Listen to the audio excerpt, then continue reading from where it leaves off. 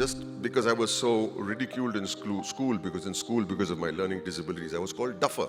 No dyslexia, no dyscalculia. Duffer hai, duffer. Aapka beta duffer hai. So I said, let me get into making money directly. I didn't want to sit at the wafer shop. I wanted to become a waiter. What was the wafer shop? It was your shop? Grandfather, father, mother. And then I also took over for a while. For 14 years, I sat at that wafer shop. So I went to my grandmother. My grandmother was a refugee, my friends. She came from Iran on a donkey. Believe it or not, this is not a story from the Bible.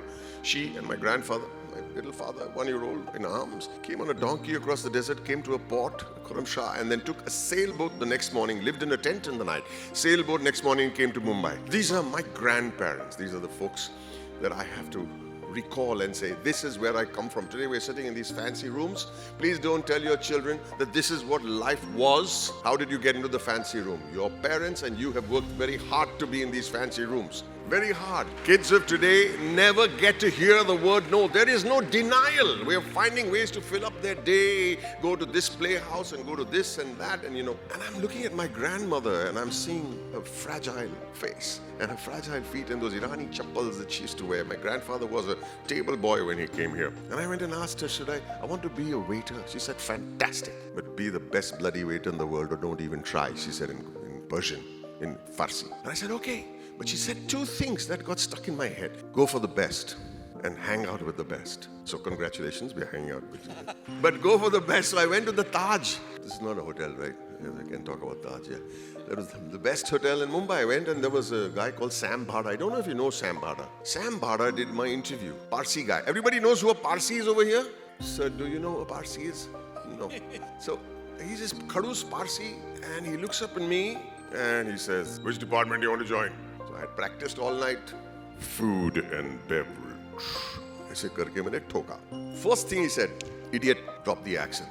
I'm telling you, Raj, it hits you like a rock over here and said, what the subtext of that one line is, he's telling a 19-year-old kid, what's the subtext? Be yourself. You can't put up this act for the rest of your life. Authenticity in everything you do. Authenticity. Right?